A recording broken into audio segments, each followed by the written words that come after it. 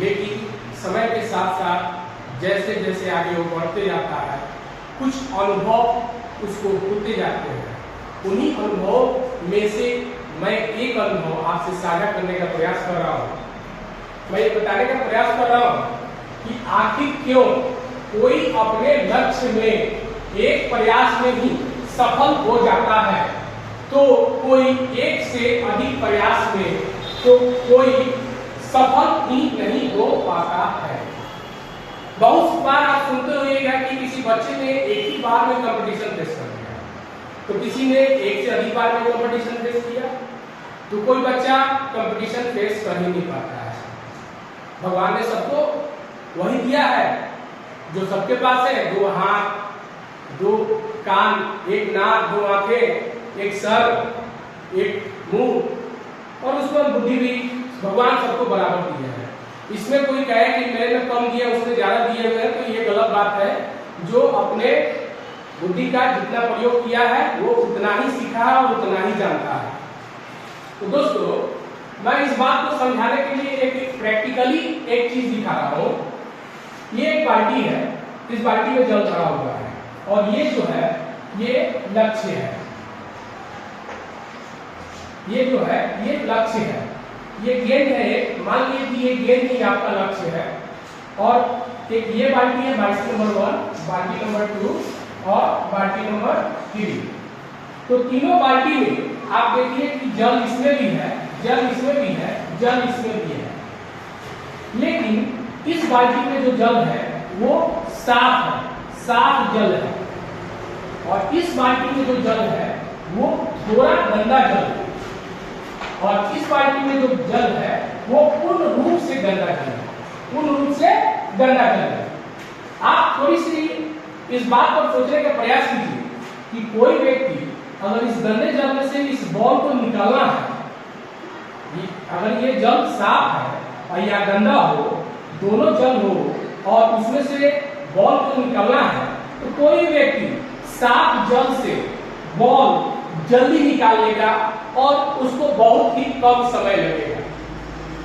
बात को समझिएगा कि ये जो साफ जल है इसमें जाहिर सी बात है कि ये बॉल डायरेक्ट दिखाई देगा और वो तुरंत व्यक्ति अपना हाथ लगाएगा, इसको बाहर निकाल लेगा, यानी कि वो अपने लक्ष्य को एक प्रयास में, 1 अटेम्प्ट में ही अपने लक्ष्य को पा लिया। लेकिन इस बाल्टी में देखिए पूरा गंदा है, इसमें धुंधला धुंधला उसको दिखेगा, तो कभी हाथ इधर लगाएगा तो कभी इधर लगाएगा, तो कभी इधर लगाएगा, तो ये थोड़ा गंदा जल है, इसमें निकालने में उस व्यक्ति को परेशानी होगी और थोड़ा समय अत्यधिक लगेगा। लेकिन ये भी लक्ष्य है उस व्यक्ति का, वो व्यक्ति इस लक्ष्य को निकालने में 2 से 3 प्रयास करेगा, तब जाकर के होगा। और ये टोटली गंदा जल है, और इस जल में ये लक्ष्य है और ये बिल्कुल गंदा जल है, तो इसमें व्यक्ति को कुछ दूर तक दिखाई नहीं देगा, तो इस बॉल को निकालना लगभग नामुमकिन हो जाएगा। ये बाल्टी है, बाल्टी के सेंस से बता रहा हूं, लेकिन इसको आप एक कुआं भी मान सकते हैं। तो कुआं के सेंस में भी लीजिए तो जो साफ पानी होगा उसमें से इस गेंद रूपी लक्ष्य को निकालना बहुत आसान होगा, जो गंदा पानी होगा उसमें से इस गेंद रूपी लक्ष्य को निकालना उससे कठिन होगा, लेकिन जो टोटली गंदा पानी होगा उसमें से इस लक्ष्य को निकालना लगभग नामुमकिन हो जाएगा। तो मैं बताने का प्रयास ये कर रहा हूं कि विद्यार्थी जीवन में, व्यक्ति के जीवन में, विद्यार्थी जीवन में बहुतों तरीके से व्यक्ति अपने लक्ष्य को पाने के लिए प्रयास करते हैं और अपना पढ़ाई लिखाई आगे करते हैं और कंपटीशन फेस करते हैं। तो किसी व्यक्ति के द्वारा एक ही बार में कंपटीशन फेस कर लिया जाता है। ऐसा क्यों होता है? ऐसा इसलिए होता है कि उस व्यक्ति का माइंड शार्प होता है, उस व्यक्ति को किसी तरीके से अपने माइंड को पढ़ाई के अलावा और कहीं नहीं लगाया जाता है, किसी तरीके के मुंह में वो नहीं फंसा रहता है, उसका सारा ध्यान केंद्रित होता है सिर्फ इस पे, और उसका जो माइंड है बिल्कुल स्वच्छ, नीट एंड क्लीन होता है, इसलिए वो व्यक्ति एक ही बार में कंपटीशन फेस कर लेता है। तो ऐसा व्यक्ति जिसका माइंड स्वच्छ हो, साफ हो, निर्मल हो, उसमें किसी तरीके की गंदगी न पड़ा हो। ये गंदगी कहने का सेंस ये है कि बहुत सारे व्यक्तियों में विभिन्न प्रकार की गंदगियां होती है।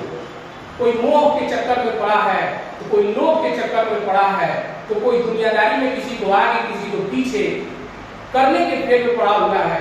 एक स्टूडेंट सिर्फ पढ़ाई के सिवा कुछ न करे, वो व्यक्ति ही इस तरीके का व्यक्ति होगा जिसमें ना ईर्ष्या होगा, कुछ नहीं होगा, कोई खामी नहीं होगी, वो व्यक्ति एक बार में ही कंपटीशन फेस करेगा। दूसरा ये है कि ये व्यक्ति भी ठीक होता है, लेकिन कुछ मोह माया के चक्कर में फंस जाता है और जिसके कारण इस व्यक्ति का माइंड थोड़ा गंदा हो जाता है। ऐसी परिस्थिति में वो व्यक्ति भी सफल होता है, लेकिन उसको इस गंदगी को साफ करने में थोड़ा समय लग जाता है और अंततः जो है वो भी दूसरे प्रयास या तीसरे प्रयास में वो सफल हो जाता है। लेकिन ये तीसरे में आप देखिए कि पानी टोटी गंदा है, इसको व्यक्ति साफ करने में ही उम्र बिता देता है और ये साफ नहीं हो पाता है। तो ऐसी बात है कि वो साफ नहीं हो पाता है, तो ये व्यक्ति सफल नहीं हो पाता है। तो ये तीसरे नंबर की कैटेगरी के व्यक्ति है। तो एक नंबर का जो ये व्यक्ति है ये सफल हो जाता है। दूसरे व्यक्ति का जो बात करें तो ये 2 से 3 बार में सफल होता है और ये जो बात करे तो ये सफल होता ही नहीं है। तो ये थी हमारी आज की कुछ बातें। देखिए लक्ष्य टारगेट क्या हो सकता है, कोई यूपीएससी फेस करना चाहता है, कोई बीपीएससी फेस करना चाहता है, कोई आईआईटी क्लियर करना चाहता है, कोई रीजनल कंपटीशन क्लियर करना चाहता है, कोई मैट्रिक एग्जाम देने के लिए बोर्ड क्लियर करना चाहता है, कोई इंटर एग्जाम देने के लिए क्लियर करना चाहता है। तो ये लाइफ में जितने भी कंपटीशन है, इस तरीके के माइंड वाले व्यक्ति वन टाइम में कंप्लीट करते हैं, लेकिन बाकी जो है वो नहीं कर पाते हैं। दूसरे लेवल के व्यक्ति होते हैं वो 2 टाइम्स में, और तीसरे लेवल के जो व्यक्ति है वो कभी नहीं कर पाते हैं। आशा है कि मुझे आप मेरी बातों को समझ गए होंगे। धन्यवाद। लक्ष्य पर ध्यान केंद्रित कीजिए, दिमाग में किसी तरीके की कोई बात नहीं आने दीजिए, और दिमाग में अगर आपका मन स्थिर नहीं रहता है, मन चंचल है, तो योग का सहारा लीजिए। योग से आपका मन एकाग्रचित्त होकर एक लक्ष्य की प्राप्ति की ओर चल पड़ेगा। धन्यवाद।